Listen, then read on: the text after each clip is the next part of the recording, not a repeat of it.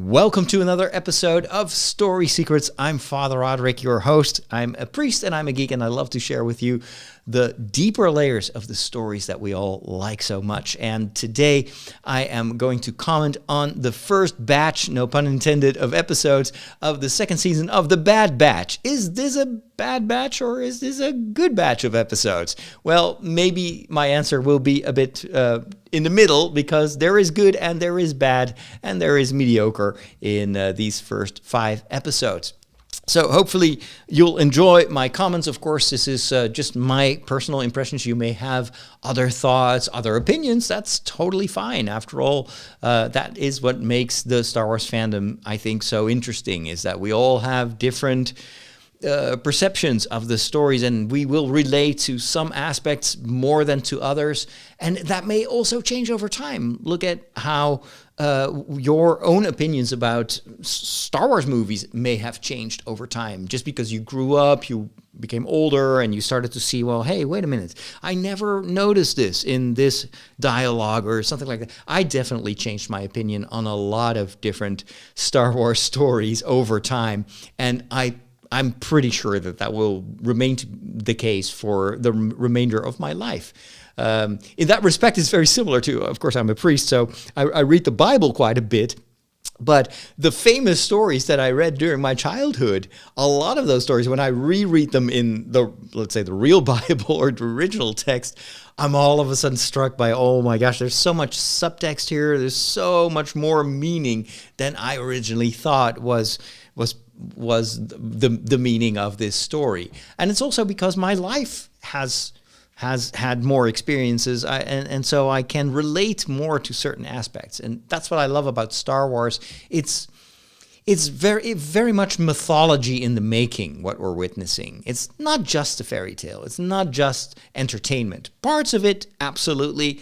But in general, I think that Star Wars is so successful and so long-lasting because it has mythological elements in it that transcend our times and connect us with the fundamental themes of our existence throughout the centuries. And a lot of the stories in Star Wars reflect events of today, but it's not just an allegory of what happens in our current day and age, but it resonates with a lot of different situations throughout history. That is what I find so fascinating. It's also what makes, for instance, the works of Tolkien so long-lasting and enduring. It's because it's not just a story; it's mythology, and that's quite something. To see that happening, and we see how all these different writers, starting with George Lucas, but now with Dave Filoni and Tony Gilroy and all these other people that are slowly adding their view on the Star Wars history and the Star Wars world to the mix. How in their common collaboration there is this strong central core of mythology that is building. And it's not every story is successful, and we'll come to that also when we're evaluating the first 5 episodes of The Bad Batch, the second season. Some of it works really well and is memorable, and other stuff is like, yeah, maybe it's just a bit filler, maybe it's not as good as it could have been.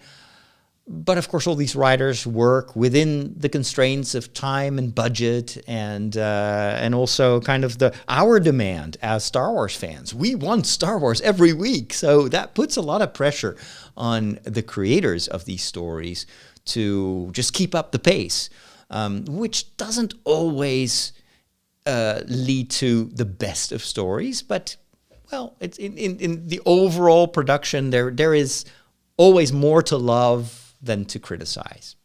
Let's go to the first episode of this second season.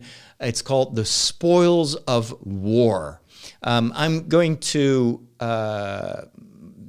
give you a quick summary from Wikipedia at the beginning of each discussion per episode, so it refreshes your memory and also my memory, and then we'll just continue the conversation. So, Spoils of War. It's directed by Stuart Lee and written by Jennifer Corbett. It was first released on January the 4th, 2023 in conjunction with the second episode. Star Wars does that all the time nowadays. They give you 2 episodes or sometimes even 3 episodes to kick off the season to get you hooked on the story. Spoils of War. After a tip-off by her friend Fee Genoa, Sid sends the Bad Batch to Sereno to steal part of Count Dooku's massive war chest to help finance a future of their own. After some reluctance, Hunter joins in, and the team proceeds to the planet, where the Empire is already transporting the Count's wealth off-world.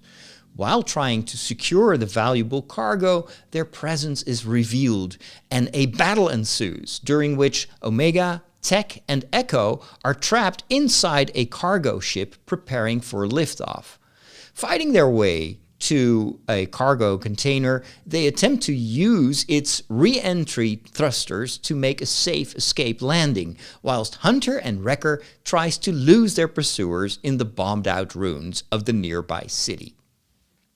That was in a nutshell the episode, and of course what everybody remembers is the opening scene, which kind of sets the tone for not just the episode, but maybe also for this entire second season. It's a pursuit, and it reminded me of was it the first or the second Star Trek movie made by J.J. Abrams, where the opening scene is the main characters, and my apologies, talking about Star Trek within the sacred realm of this Star Wars show, but it was just so similar.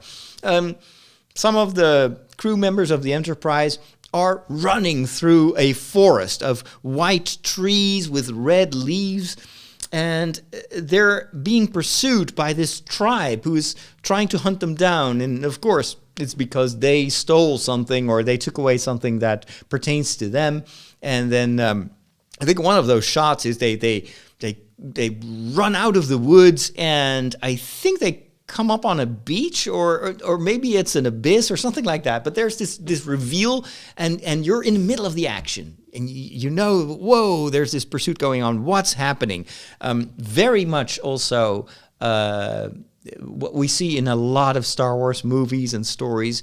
Instead of building it up like once upon a time, there was this planet, and on this planet was a tribe of people, and they worshipped so-and-so, and then the starship something came, and it dispenses with all that preliminary introduction because you kind of distill that from what happens in the moment the action starts, and it's like boom, it's like the first, like A New Hope.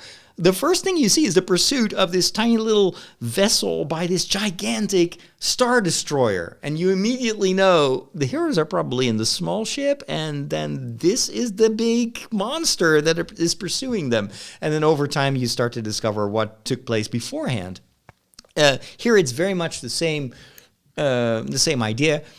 Our heroes, the Bad Batch, runs out of this thick jungle, and they are being pursued by these strange creatures that are just very fast, very dangerous, but at the same time, it feels like fun. The music is rousing. It's clearly not meant to make you worried about the Bad Batch. It's just like, oh, this is a classic chase scene, you know? And then, of course, it's very...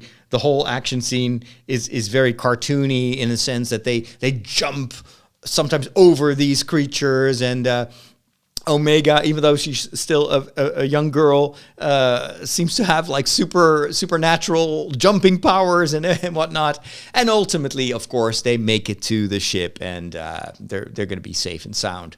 I loved this intro. I loved also the vibrant colors. This was in a tropical environment. So they're on the beach, the sun is shining, skies are blue. It feels very idyllic, and a nice change of atmosphere from sometimes the kind of the gloomy situations that we saw in the previous season. And of course, later on, we will return to Sid's outpost or her bar, or sometimes it almost feels like a casino with all the gambling that takes place there. But that usually takes place in confined spaces, in like, well, a bar where it's just neon. And oftentimes the action will also take place at night. So to have this bright, cheerful opening scene where it's mostly just fun, I think makes me believe at least that this season is not going to go very dark. Or at least there's going to be a balance between just entertainment and just fun action plus maybe some more in-depth stuff. This is, I think, also kind of my overall feeling having seen the first 5 episodes, or so about 1/3 of this second season. It really is a mix between just fun action, entertaining stuff, nothing too pretentious there, and then some moments of real depth and somberness where you feel like, oh, wait a minute, but there is another side to this metal. There is also a lot of underlying darkness, and maybe we need scenes like this where it's all bright and cheerful just to balance out the overall feel of the episode. I like this idea that they are trying to offload the war chest of Count Dooku, who of course is no longer there, and that Count Dooku had amassed a ton of treasure. After all, he was the leader of the Separatists, secretly working for Palpatine, as we know.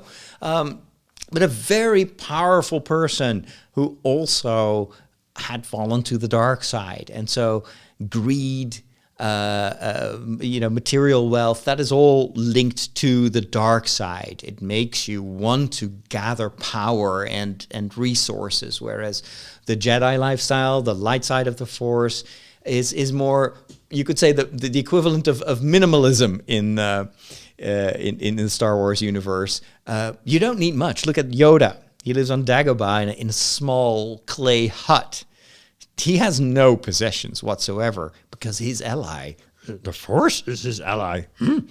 And so a true Jedi doesn't need stuff. But if you fall to the dark side, you lose your grip on reality in a certain way. The dark side starts to obfuscate what your life should be built upon. And so you kind of grasp for other things to hold on to.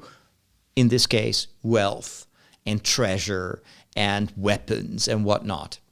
And of course, if one Dark Lord falls away, there are many other people on the dark side of the universe that would like to take hold of all that treasure. And so it's something I just never thought about, but it makes so much sense that that a lot of people are interested in using whatever Count Dooku had amassed and to use it for nefarious purposes. In this case, I think it's the Empire who knows, of course, about Dooku's possessions because of the link probably with Palpatine. So I wouldn't be surprised if Palpatine was like, you know what?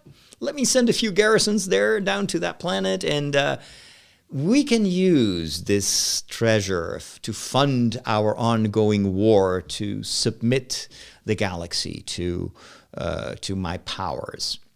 And so that's what we see happening. Of course, there are no Sith Lords there. This is just a military operation, and even to a certain extent, it is.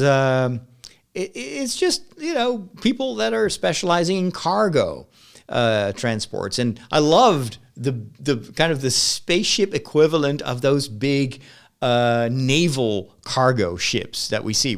I live in the Netherlands, of course. We've got the harbor in Rotterdam, and you will see these huge ships full of containers. And this was a really cool, spaceship equivalent of that.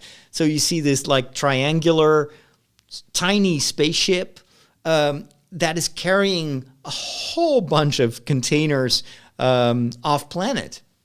and to have a chase episode where they are trying to get hold of some of that cargo and then getting trapped inside the containers and trying to get to not even the bridge, it's just a simple transport ship, but to try to take hold of that ship and then ultimately also to find a safe way to land with all that cargo.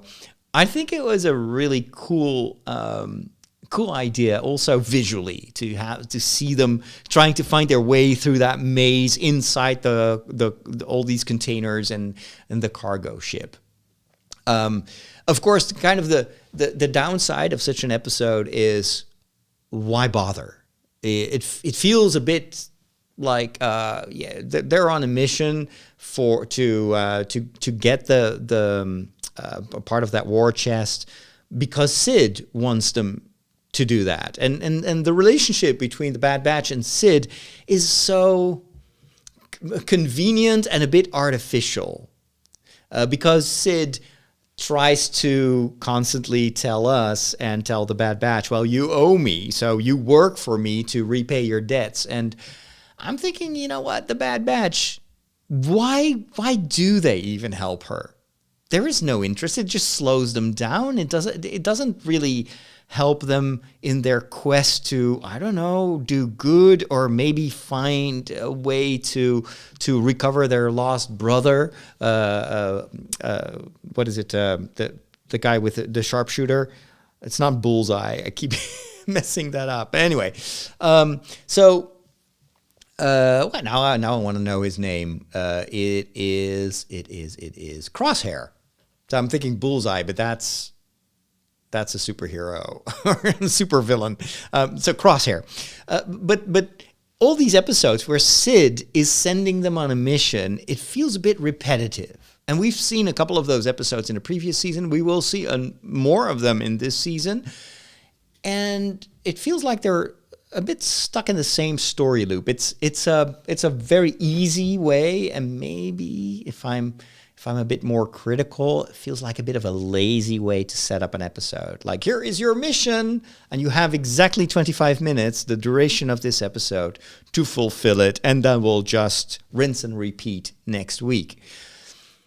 So why would they help her? Haven't they got anything more important to do? Why would they put a kid like Omega in jeopardy on these dangerous missions? It doesn't make a whole lot of sense. However, if you brush that aside, there is a lot to enjoy. The action is very well choreographed. I thought the episode looked really, really good. There was one thing that struck me right away in this first episode, and that is that some of the movement, some of the animation of the main characters felt a bit artificial, a bit too much animation. I felt that one of the big ways in which the Clone Wars and also the first season of The Bad Batch had improved was in the animation of the main characters. And it feels, sometimes in animation, especially if it's not motion captured, you get some of these like stilted movements, or where you feel like, oh, they've just replicated animation cycles, like walking cycles, for instance. They do that all the time. Of course, it's the only way to keep the budget under control, is to use a lot of the animation that you've already used previously and just put it in a different scene. But in this first episode, I felt like they almost took too many shortcuts. And sometimes there was some movement, and I was like, that feels a bit like a step backwards, animation-wise. It's subtle. It doesn't really hinder the story at all, but it was a bit surprising. I was like, wow, it's almost in terms of quality, this seems like a bit of a step back. I hope this is not them cutting corners and just maybe employing inexperienced animators to do a lot of that animation in between the main scenes. It was just a bit surprising. Anyway, small detail here. I also felt that a bit of the voice acting was a bit flat. And the especially when it comes to Omega. I thought that her character was really evolving in the last few episodes of the previous season. And here it's almost as if every single thing she says has that same upbeat, let's do it, guys. Why are you wasting your time? Let's just go for it. And it's this constant, like, super energetic, overly optimistic, uncomplicated behavior that feels a bit, again, too much of the same. I always wondered about the presence of Omega in the overall story. It feels like there is not much character development, even though there's a lot of reason for character development. After all, her whole being is mysterious. Why did they create a clone like that that's so different from the other clones? What is her? She's clearly special, and the Empire is maybe after her, but why? What makes her so special? And she must know that. Why doesn't she reflect on that? I feel like her place in story-wise, in the overall dynamic of the Bad Batch, is a bit like Ezra in Star Wars Rebels. But I feel like there's much more in the character of Ezra. There's much more conflict. There's more self-doubt. There's this overconfidence. And every time he jumps into action, usually it is because he needs to learn a lesson. He still needs to calm down a little bit, think before he acts. And in Omega's actions and the choices that she makes, it's almost as if every time she just jumps without thinking into the action and does things that are very dangerous for a girl who doesn't really have much armor or isn't a very experienced warrior like the rest of the Bad Batch. I feel like there should be more correction of her behavior, but it feels like the only one who is a bit more reluctant to go with her enthusiasm is what's his name? Hunter. I always keep thinking it's Rambo, but even Hunter never really takes on the role of a father figure. He almost feels like, well, I don't want to go with you, but he still. It's more about him not wanting to join the others than it is like, hey, I've got a responsibility. This kid is out of bounds. I need to help her to be more careful. I don't see many of those educational moments in their relationship. So throughout this episode, I felt that Omega was taking so many risks, that she's been in so much danger that it should make them pause, or something should happen. And, well, it doesn't happen. It all works out. They are able to land the cargo ship safely, and all is well. And the mission is completed, and that's it. No lessons learned. It was just a nice action episode, and as such, nothing wrong with that. But I felt like, I don't know if this sets the tone for the entire season, but this feels too much like a standalone episode where you ultimately wonder after having seen it, so what's the point of this episode? Did it further the overall story? Were there lessons learned, or is this just filler? This is a criticism that I have with more episodes in this first batch of 5 at the beginning of this second season. And of course, as always, this may be just a matter of balance. Maybe over time we will get a more of a alternation between fun episodes and then some deeper stuff. But I feel in storytelling it's important that every story, every event should have a reason to occur. And otherwise, it's nice, it's entertaining, but it doesn't live up to the potential of Star Wars storytelling. I think there should always be a deeper layer. I didn't find it that much in this episode. Let's go to the second episode. Runes of War aired also on January the 4th of this year. this time directed by Nathaniel Villanueva and written by Gina Lucita Monreal. Runes of War is summarized as such. The cargo container crashes on Sereno's surface. While trying to make their way back to the Marauder, Omega, Tech, and Echo meet Romar Adel, a local who is hiding in the woods, and while conversing with him, the clones get a first impression of what a free life must be like. In an unattended moment, Omega sneaks out to recover more funds from the war chest. Echo and Tech go after her, resulting in a clash with the Imperial search parties, whom the three escape with Romar's help. Hunter and Wrecker fight free of their encirclement and reunite with their friends. With the confirmation of Clone Force 99 survival, Vice Admiral Rampart, fearing punishment for his failure to eliminate them, decides to keep this fact secret from Governor Tarkin. So, this is the second part of the story on Sereno, on the planet of Sereno.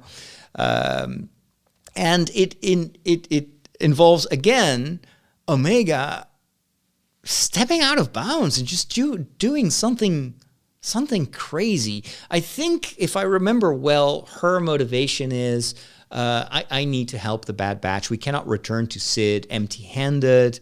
The Bad Batch is too much deciding by committee. Let me just go out there and do it by myself. I can do it. Overconfidence. And of course, bad idea. Very, very, very bad idea. Echo and Tech have to go after her, trying to save her, because of course the Empire knows about what happened on the cargo ship, and they send some search party to recover the containers and maybe also figure out who did this to them. And Omega is, again, just a girl and no party to fight a bunch of Imperials there. And so Echo and Tech have to get into a firefight with the Imperials, and then they meet this guy Romar, who is just living in the woods. The summary said he's hiding in the woods, but I think it's just where he lives. And that was a weird character. When we first saw him, I thought there was much more to him. I thought, oh, this is probably an important character. He's introduced in the second episode of this new season, maybe a recurring character. There must be more to his backstory. Why does he live there? Can you trust him? And it turns out, no, it's just a random character who helps them. And so what is his purpose in the story? Well, to just be there at the right moment to make sure that the Bad Batch gets out of there without harm. Also, just his character as such, it's an old man. You don't learn that much about why he is there. There doesn't seem to be a social network around him. Again, why? Why is he in the story? It's too convenient. Just like a lot of the stuff in these first few episodes of this second season feels a bit too contrived. It's just, well, so they get into trouble with the Imperials. They're outmatched. Oh, we need someone to come and help them. But this is a remote planet. They're in the forest. Oh, well, there's just this guy living in the forest. It's so easy. And of course, it's a story. You can come up with anything.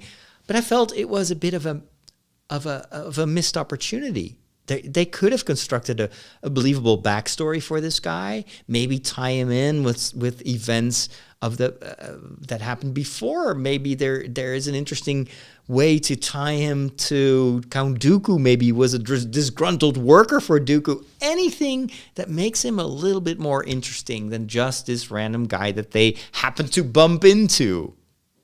Why not? This is a huge jungle, and he happens to be right there at the right place at the right time. Yeah, I don't know. I didn't care that much for Romar Adele. Strange name, by the way.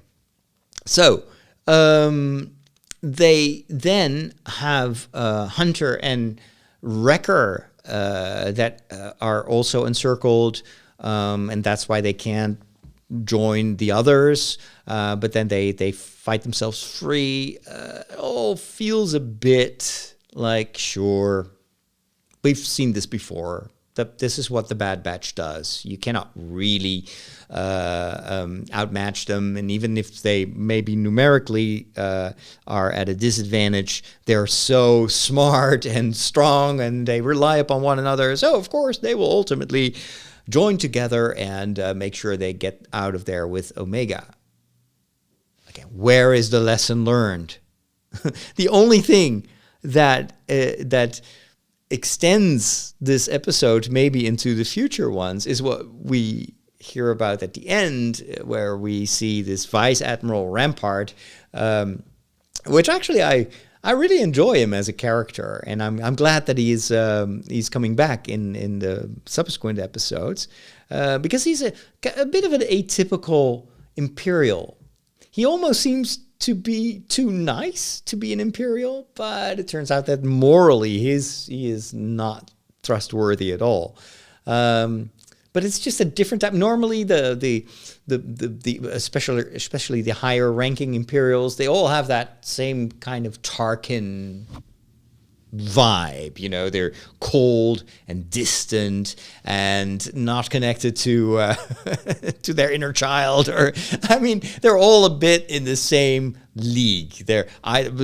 Most of them are motivated by fear, and so in order to stay safe themselves, they can be ruthless with people that are lesser in rank than they are. In this case, I always feel like Rampart is, definitely he is afraid of the ramifications of him letting this get out of hand, and that is why he decides not to report. This is, of course, reminiscent of the Neimoidians in The Phantom Menace. There's no need to report anything. If there is nothing to report, there is no need to report. So it's basically wishing away the problems, which, of course, in Star Wars never works because the Empire has its other sources of information. So it will always come back to hunt you. But I still kind of like his overall self-assurance. He's not. He's just not a caricature like most of the, especially in the animated series, most of the other Imperials. Anyway, this is the only part of the episode that will point to what's to come in the next few episodes, and that is that Tarkin is, he's involved in all this, and of course, Tarkin has a vested interest in making sure that whatever thwarts his plans, his bigger plans for the galaxy, that they don't get blocked by whoever dares to stand in his way. But all in all, Runes of War, Spoils of War, the two titles of these first two episodes seem to promise more than the episodes actually deliver. And again, why is there no talk with Omega? Come on, it's the second time she puts everyone in jeopardy. And it's not only does she risk her own life, but also that of her friends. They should have a talk. This is a moment. This is an opportunity for her to learn, but none of that happens. I think if you would replace Omega with Ezra, there would have been a pretty big crisis. But none of that is explored here, and I think it robs us of some good character development for Omega. It seems that if all ends well, then everybody's okay. Okay, we made it out. Okay, let's do something stupid next week. Speaking of next week's, let's talk about the third episode of this second season, entitled The Solitary Clone. It is directed by Saul Ruiz and written by, again, a female writer, Amanda Rose, or I should say writer, which I want to emphasize here that for 3 subsequent episodes, we've got women writing these episodes, and I applaud that. I really think that that could potentially add new perspectives on a franchise that, especially in the first part of its existence, was mostly dominated by male storytellers. Amanda Rose Munoz, she wrote this episode. It premiered a week after the first 2, so on January 11th. This episode is completely different from the 2 opening episodes. And I almost feel like they should have started with this one, because it is so good and it is so impactful. However, it would, of course, have set the bar really high for what's to come. So maybe these first 2 episodes were placed at the beginning of this season deliberately because they didn't want to overpromise and underdeliver. But after 2 episodes that for me were a little bit inconsequential and a bit of too convenient and not really having anything to do with the overall storyline of The Bad Batch, we get this 3rd episode where all of a sudden you see the power of good writing. Oh my goodness. All right, here's the summary of episode 3, The Solitary Clone. This is about one of the former members of the Bad Batch, Crosshair. Crosshair is assigned to Commander Cody. Where did he come from? He's assigned to Cody on a mission to the former separatist planet Desix, or Desix, to rescue Imperial Governor Groton, who has been captured and taken hostage. After a successful assault, they encounter Desix Governor Tawny Amos, who demands Desix remain out of Imperial jurisdiction, citing the Republic's refusal to broker peace with the Separatists during the Clone Wars as a reasoning. Cody argues for a peaceful resolution, but Crosshair kills Amos on Groton's orders, and Desix is brought under Imperial control. Returning to Coruscant, Cody questions whether the Empire is really doing good around the galaxy and deserts soon after. And the desertation, I think, is an interpretation by the writer of this summary, but he's AWOL. He's missing in action, and the Empire pretends that they don't know exactly what happened to him. But we kind of deduct from this episode that he must have deserted. So, big surprise. This is about Crosshair, who, as you may remember, in the first season was going through some major changes and almost rejoined the Bad Batch at the end of the season, but decided deliberately to keep working for the Empire. This was the big reveal of the first season's finale, where we discover that the assumption that the rest of the Bad Batch had with regards to Crosshair, namely that his chip, his Order 66 chip, was still intact and influencing him and was the cause of him being so dark and making all these immoral decisions and keep working for the Empire, that assumption was wrong. His chip has also been removed. And so he made a deliberate choice to keep following orders and to not listen to his conscience and to keep working for the Empire. That made him a true villain. However, we also see, especially when he is saved by Omega, that there seems to be a bit of a breach in his character. There seems to be maybe a small, tiny hairline fracture in in his moral disposition, which may be setting us up for a moral redemption. But none of that is happening in this episode. In fact, we see that Crosshair is more ruthless than ever before. And the contrast with Commander Cody makes us even more aware of his decision to choose the line of the Empire. You can't really say to choose the dark side because the clones are not Force sensitive. But it's definitely a very dark character right now who kills without thinking twice, just following orders. Like, a lot of the Nazis said during Second World War II. It's clearly referring to that mentality. Like, as long as you can tell yourself that you're following orders, if that's your inner narrative, then you don't have to listen to your conscience. You think that you don't bear any moral responsibility yourself. And Commander Cody, in this particular episode, is telling us that that is not true. That even if you are working for the Empire, like Commander Cody does in the beginning of this episode, you cannot absolve yourself. You have a moral choice. And so if your destiny as a soldier is to follow orders, you still have the moral obligation to weigh those orders and to decide if they are moral or not.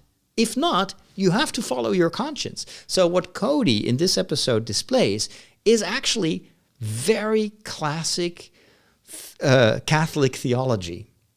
Catholic moral theology tells you that obedience in the church is very important. In faith, obedience is very important. Listening to God, trying to do His will, is the foundation of your life in faith, because God knows more than you know.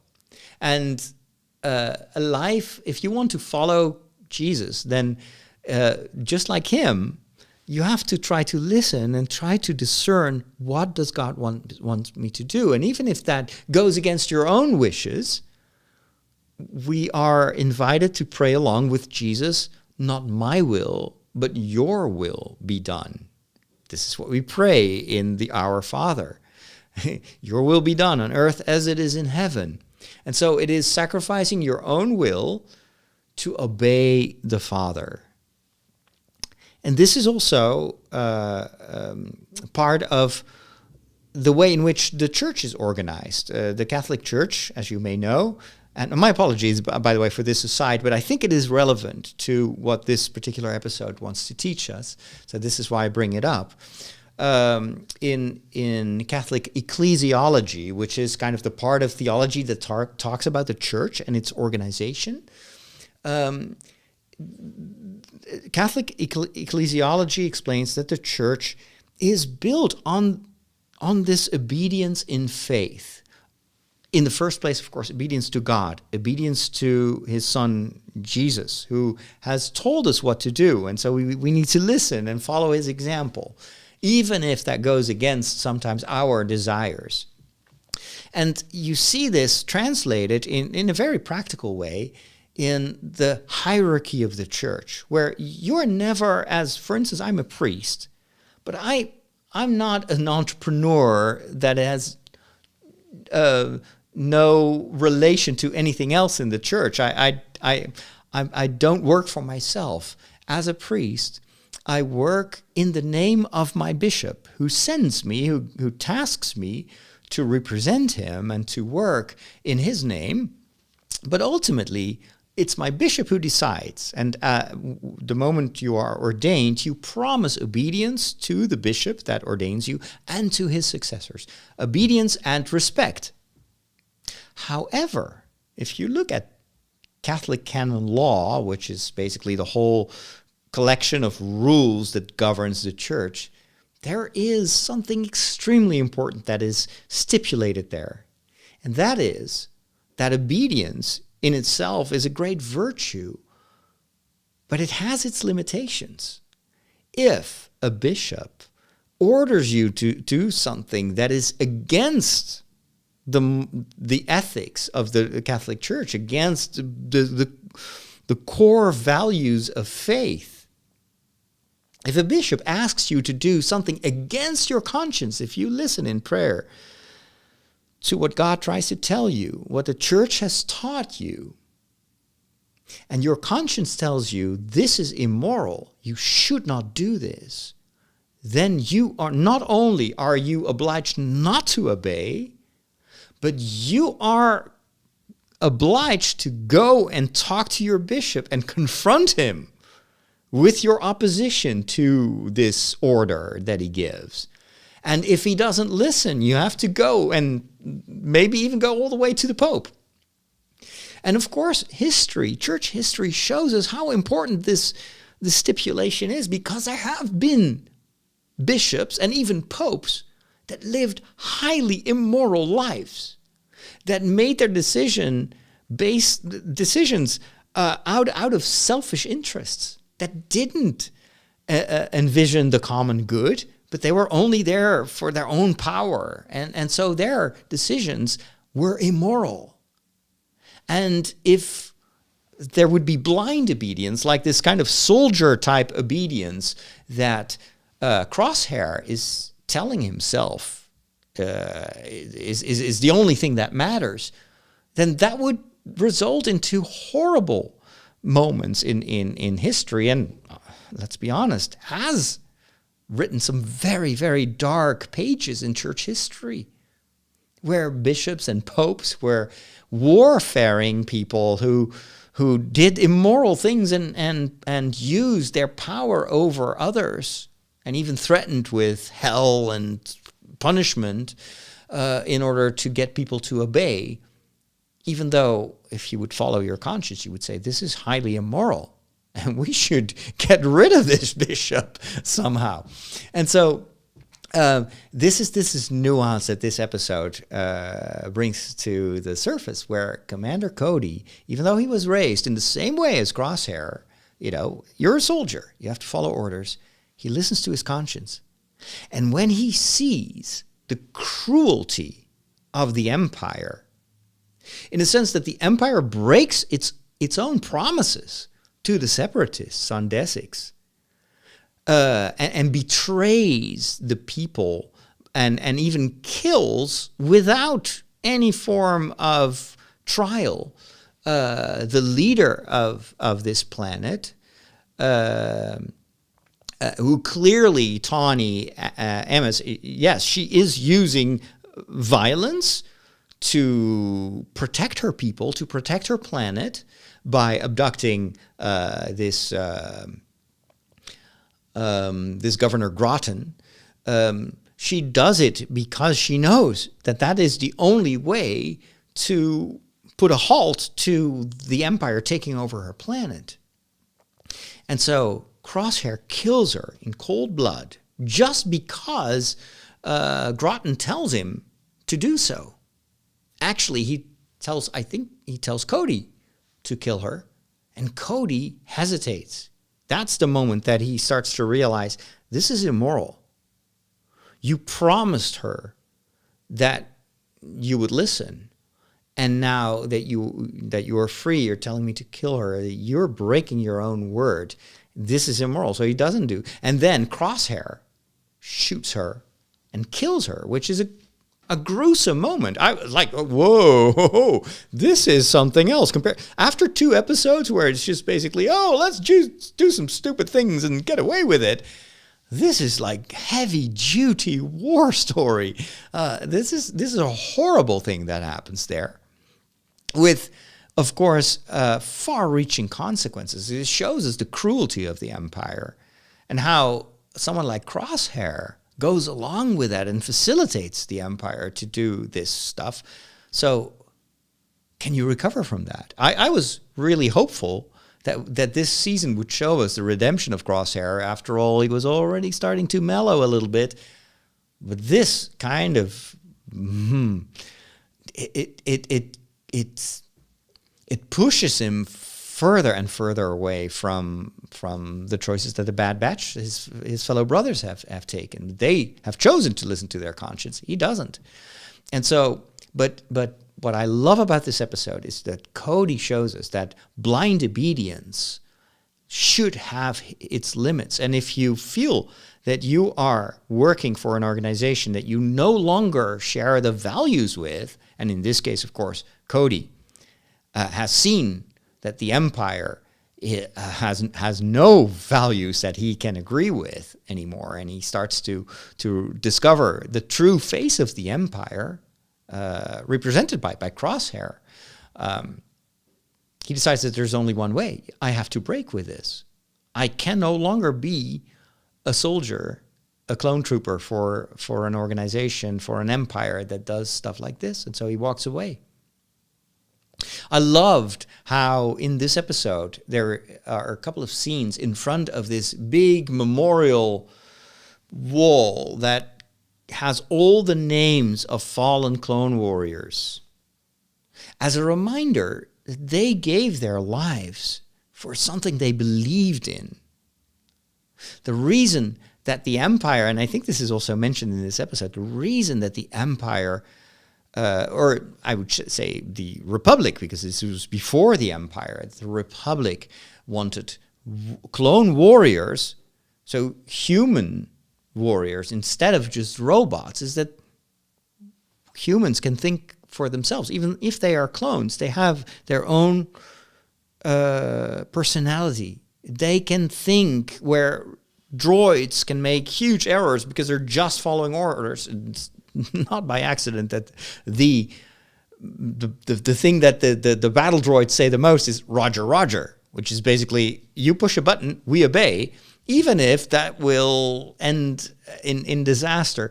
Clone Warriors were supposed to be much smarter. Well, it came with maybe for later on for the Empire unexpected consequence, and that is that they would also have a conscience, and they probably would have to obey their conscience more than they would sometimes obey orders. This is why the chip was necessary for Order 66. The Emperor Palpatine knew very well of the existence of a moral conscience, and that he had to use unnatural methods to override the strength of that moral conscience. But even though he implanted that chip in all those clones, it wasn't enough. This episode shows you the strength of our conscience. Again, perfect Catholic theology, moral theology. The conscience should always have priority over blind obedience. You have to obey your conscience before obeying anything else. If your conscience tells you no, you have to listen. Of course, this requires a conscience that is well-formed and not deformed, like the Empire subsequently tries to do, of course, over time. They try to brainwash everyone with the reasoning of the Empire, and with all that rhetoric of, you need power to subjugate people, and you should not give people freedom. No, power, fear is what keeps planets in line. That's a whole fabricated morality of Tarkin, for instance. But if you truly listen to your conscience, and that's what Cody does in this episode, you will know when something is right and when something is wrong, and you have to listen. And that is why Cody goes AWOL.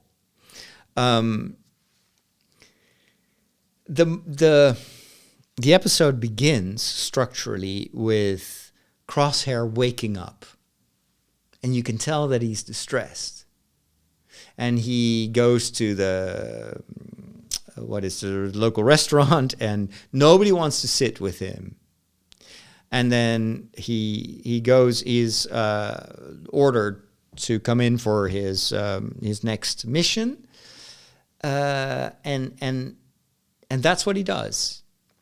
So in the beginning of the episode, you see that there is, even among the clones, they are uncomfortable with this outsider, with this Crosshair. They know they can't trust him.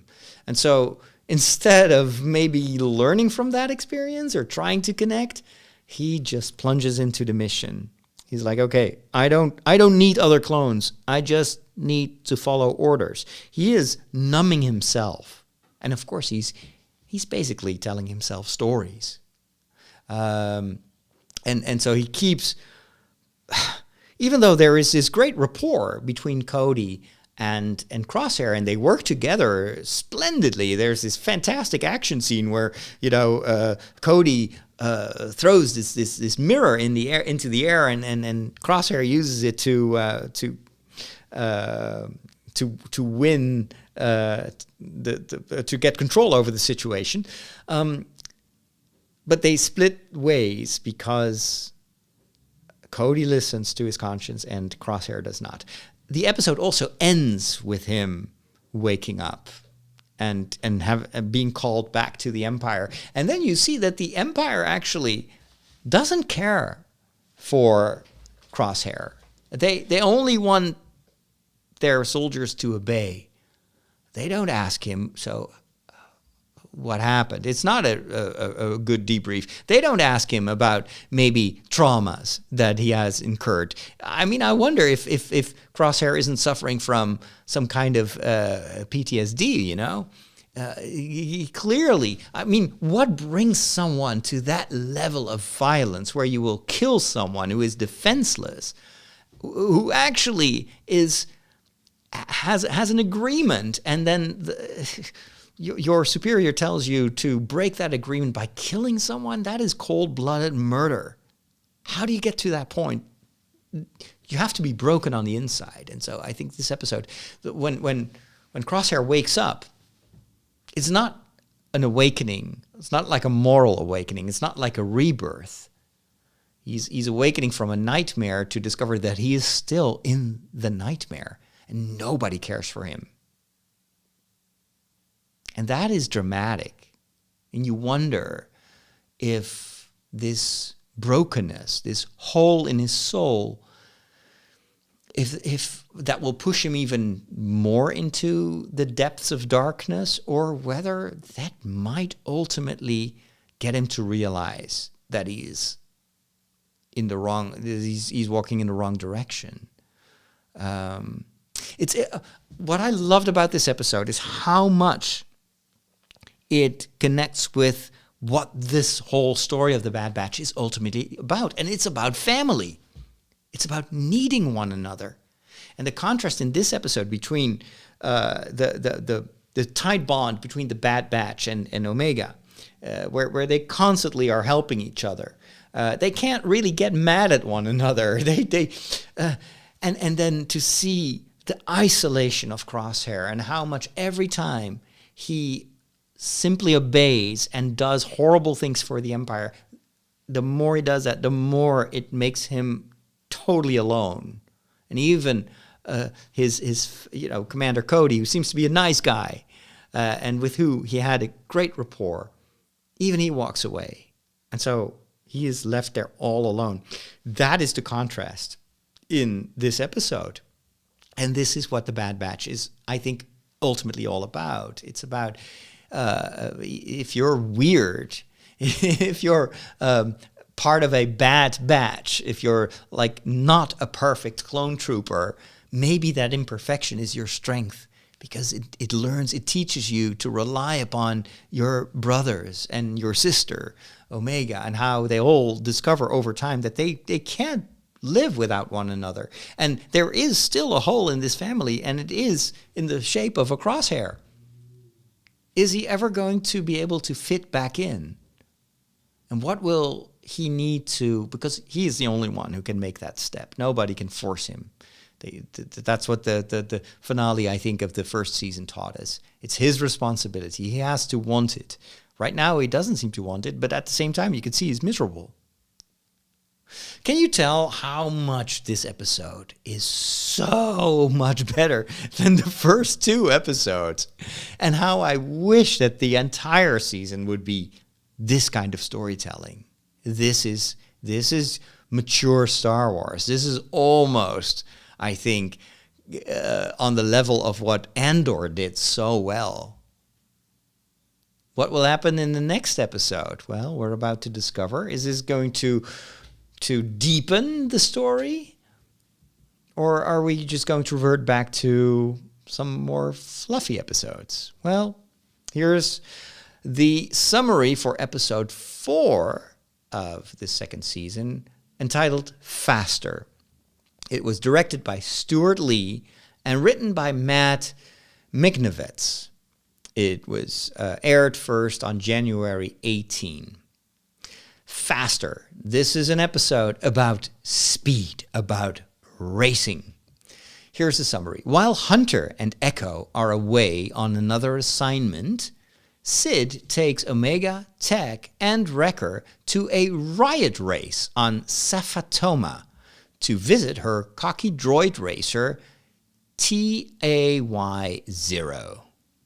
Sid is challenged by Malegi, one of her business rivals, and his racer jet Venom. And during the next round, Malegi orders Venom to cheat, causing TAY-0 to lose. When Malegi comes to collect, Omega challenges him to another race for Sid's freedom. But just before the event, TAY-0 is wrecked in an accident. Tech takes TAY-0's place as Sid's pilot, and using his calculative intellect to offset his lack of experience, he wins the race. Malegi honors his part of the deal, but warns the clones that one day Sid might turn against them. Now, this, again, was an episode that surprised me because of its different tonality compared to what came before. After this, I think, groundbreaking episode about Cody and Crosshair, I expected at least a little bit of continuation of that drama. Instead, this again feels like a filler episode. However, and I think it is a filler episode, but it does contain a few nudges of interesting character development and maybe some events that might have some future ramifications. But first of all, this is an episode about racing, which, of course, is a standard ingredient of any good Star Wars story. This goes straight to the original creator of Star Wars, George Lucas himself, who was a huge fan of car racing and even got into an accident because of that love for fast cars. And it was that accident, which almost killed him, that made him rethink his future. And instead of pursuing a career in car racing, he opted to develop a career in storytelling and in cinematography, or in filmmaking.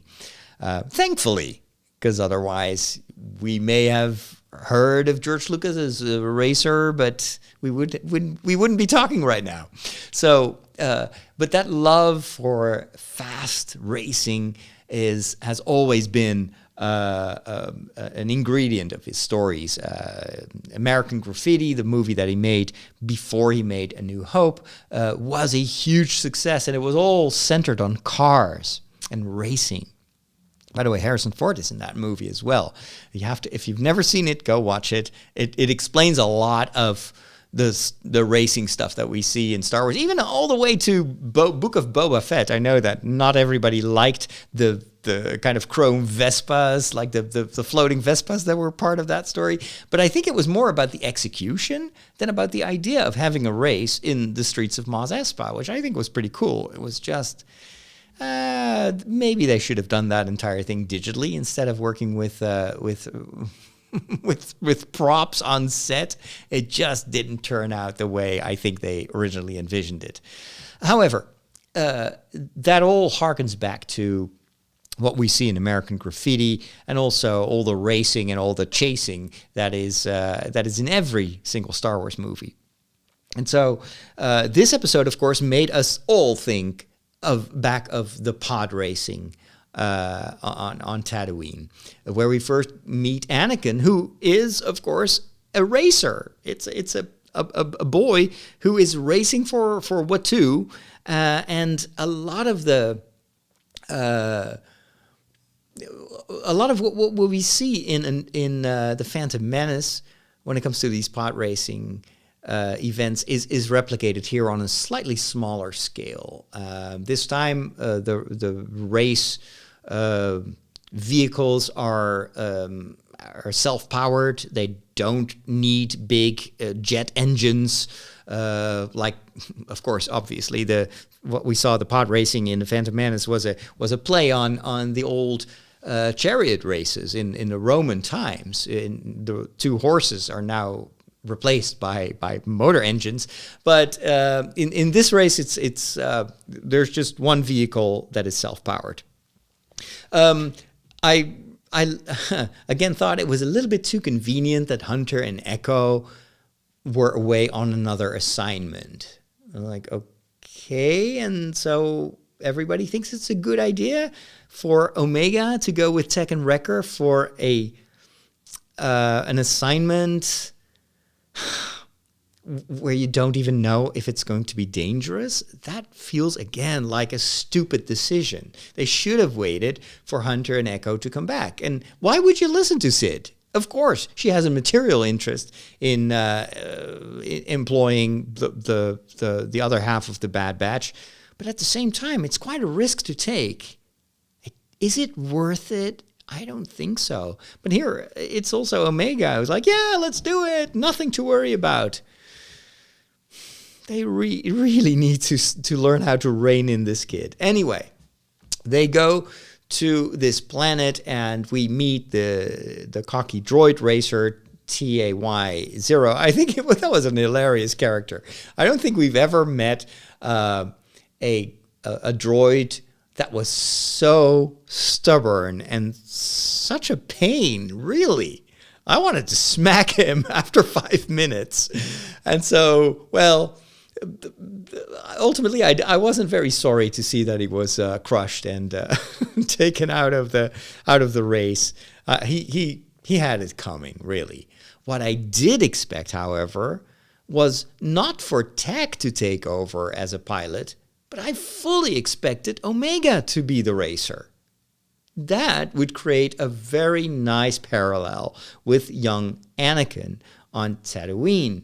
And of course, we've seen that Omega is multi-talented, and they could have come up with a reason why only she could be the pilot. Maybe these pods were too small for an adult to sit in, but they didn't. Instead, Omega is taking the lead in kind of forcing the situation and saying, no, we want another race. After, of course, the first one was rigged.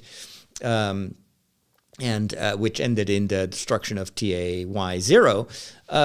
But then Omega is like, okay, Tech, you go and do this. And Tech, of course, he's been analyzing the race and making calculations, and very convenient. He, of course, knows exactly how to calculate the winning strategy. And of course, it involves going through that one tunnel that is too dangerous, actually, to go into. And he does it anyway because math is beating the odds. But Tech is, at the same time, the most unlikely pilot. He never does crazy things. He's a bit of the Vulcan on the team, you know. It's irrational. It's not logical to do this because math. But he does it anyway. But I feel like it should have been Omega. And I don't know why. Why is Omega even there?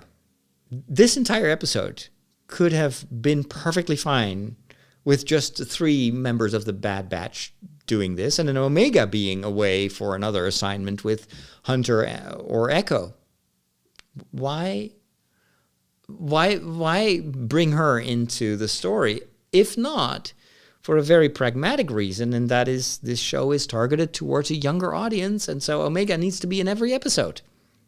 But if she is in the episode, let her do something. Give her a role. Let there be something that she learns from, or if she clearly has the lead in the episode, I think each story should further her plight, her quest, her whatever, self-discovery, and it doesn't.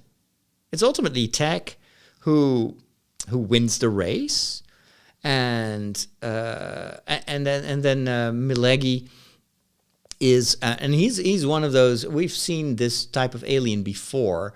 The first time was the most impressive one, the member of that species, which was in Mas Kanata's castle, where it's this huge, like, I thought these aliens would be big like that, but it turns out that was probably almost a Huttese version.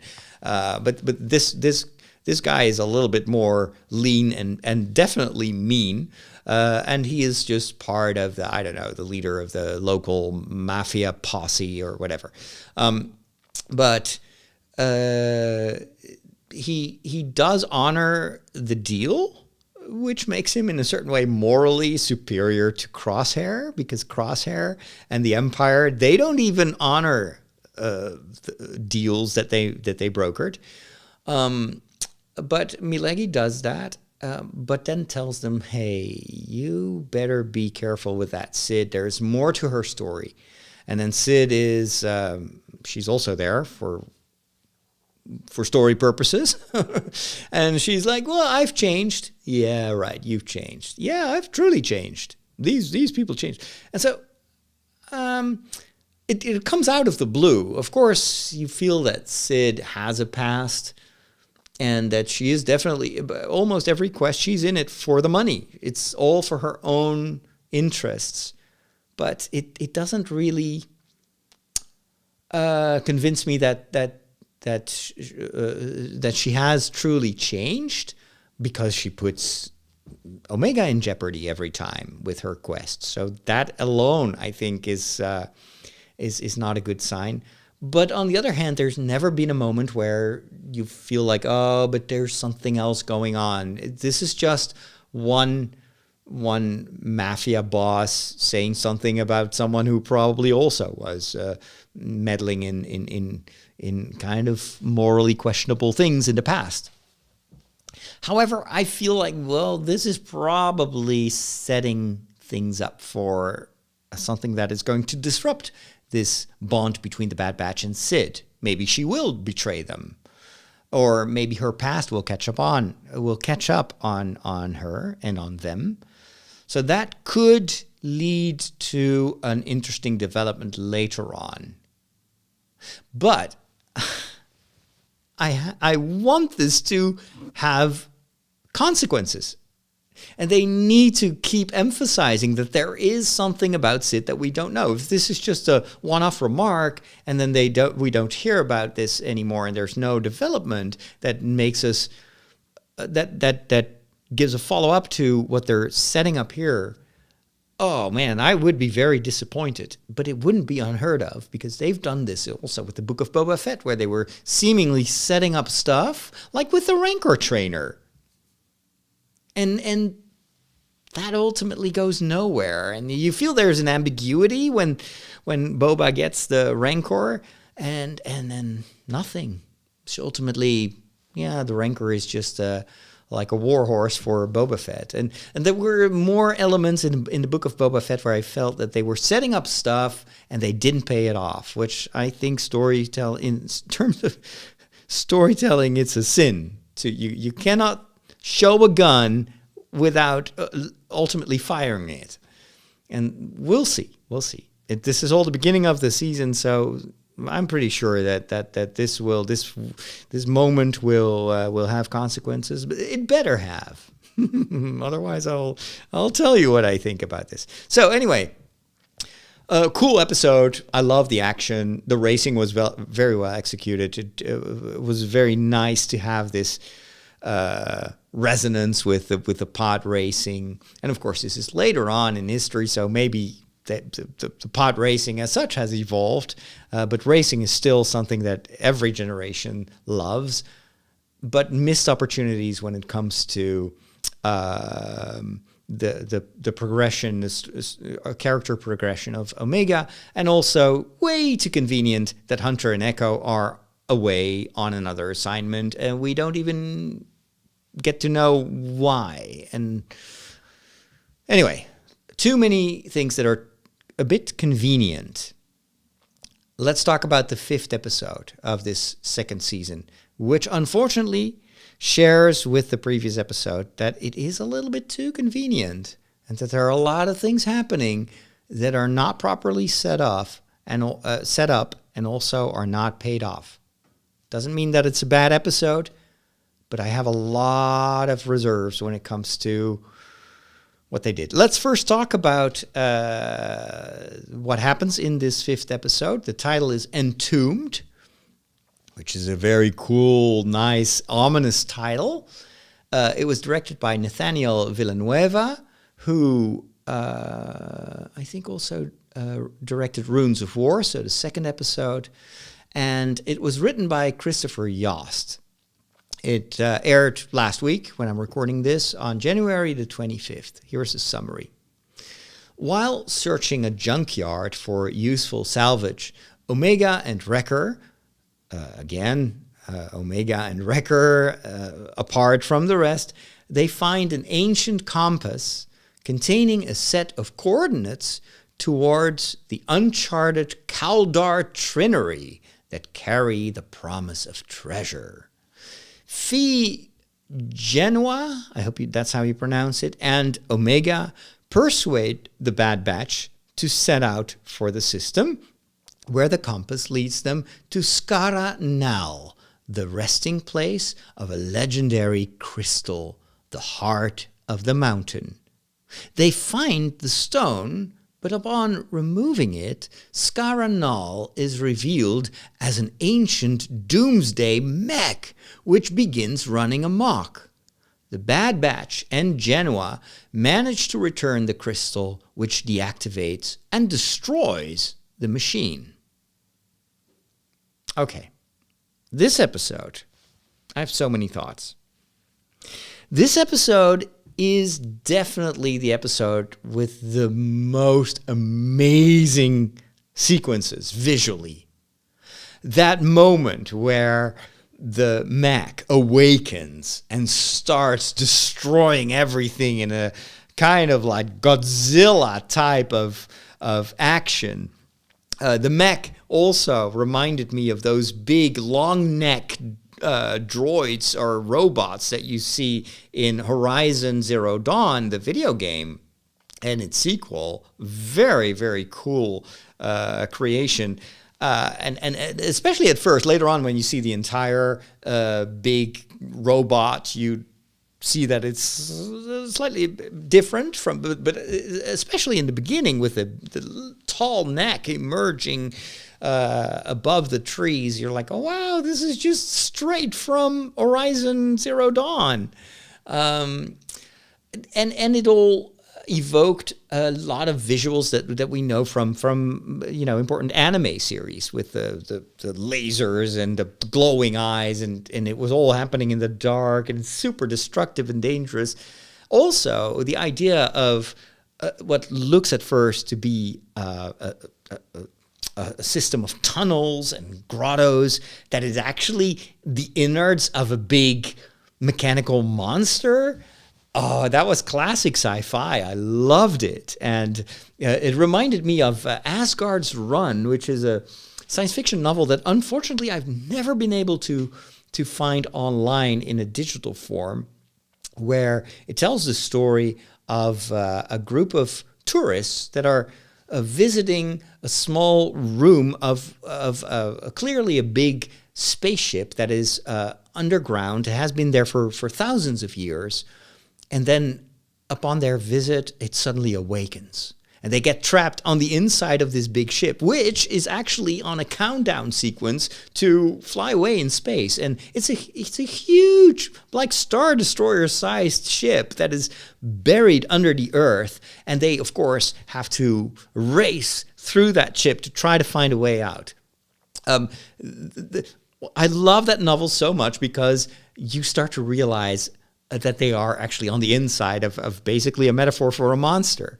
And so it's a bit like the whale in Pinocchio, or in the story of Noah, or not Noah, the biblical story of the whale. Come on. Anyway, It just eludes me. But I always like these stories where they have to escape from the insides of this monster that is swallowing them up. Also, maybe even like remotely, not very much in this episode, but sometimes heroes getting gobbled up by a big monster is a bit of an analogy for death and resurrection. You know, the tomb basically being the symbol of death, and then if you escape from the innards of this monster, of this tomb, then that's resurrection. The title, Entombed, made me actually hope for a little bit more of a symbolic story. How do you say that? More symbolism in this episode. And unfortunately, that didn't come to fruition. Instead, we get a bit of a disjointed episode that, even though it had fantastic moments, Jonah. Thank you, chat room. Jonah and the whale. That was what I was referring to. But even though it had some amazing sequences and a lot of action that was very cool, in terms of storytelling, it was so full of holes. Oh my gosh, it's like Gouda cheese with extra holes. Seriously. First of all, the whole premise of this compass, that they are on this junkyard planet, or just a junkyard on a planet, we don't know. We've got Omega, we've got this lady, this pirate lady, who seems to be more than she says she is. Maybe she also has some Jedi powers or something. There's something with her, and I don't know if they will explore it, but she and Omega are searching for stuff. They don't really explain exactly what. And then Omega just finds a lot of junk. And a lot of it is completely invaluable. Or, it's rubbish. It's junk, literally. Except for this one thing that she conveniently happened to find. Again, it's so convenient. How? How did she find it? And then it happens to have these ancient inscriptions, which then they are immediately able to decipher, and it turns out that it is a compass. But then it's not really a compass, because it's just like a transparent piece of glass, and then it refracts the light, and it gives you coordinates, and they are able to figure that out just like that. Do you know what this reminded me of? One of the worst sequences in the sequel movies, where they find this dagger with ancient inscriptions, and C-3PO is like, "It's dark speak, I cannot translate that," and then they rig him, and then he tells them it's actually pointing towards a new destination, and then the part of the dagger, you know what I'm talking about, and it fits the outline of the crashed Death Star remnants, which apparently, when this dagger was made thousands of years ago, were already there. It doesn't make sense. It's completely Deus Ex Machina rubbish storytelling. Absolutely stupid. I mean, it's okay because Star Wars ultimately is just a story, and this is one of these moments that are more akin to what they would do in the Saturday matinee kind of science fiction stories, where it's all super implausible. But Star Wars is more than that nowadays. You need to give us a little bit more context and explanation. I felt that this was so convenient and so lazy. Come on. Anyway, so they magically discover that it's coordinates. Let's go to that planet. Why? We don't know why.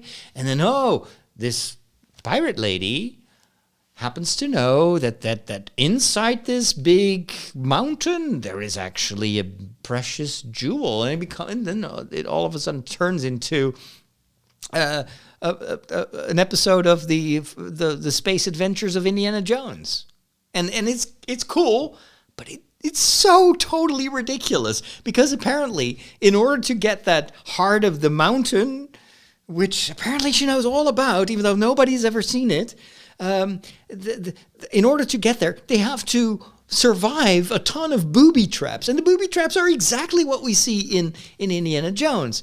There's nothing wrong with booby traps. There's nothing wrong if that is all part of an ancient Aztec temple where, of course, the booby traps were there to protect this precious deity that was, meant to be venerated and didn't belong in a museum, etc., etc. But here, it's like, why? First of all, why do people know about this heart of the mountain? And if this is actually some kind of a battery that powers a big mecha monster, why even have a compass that leads to it? Is that like for maintenance?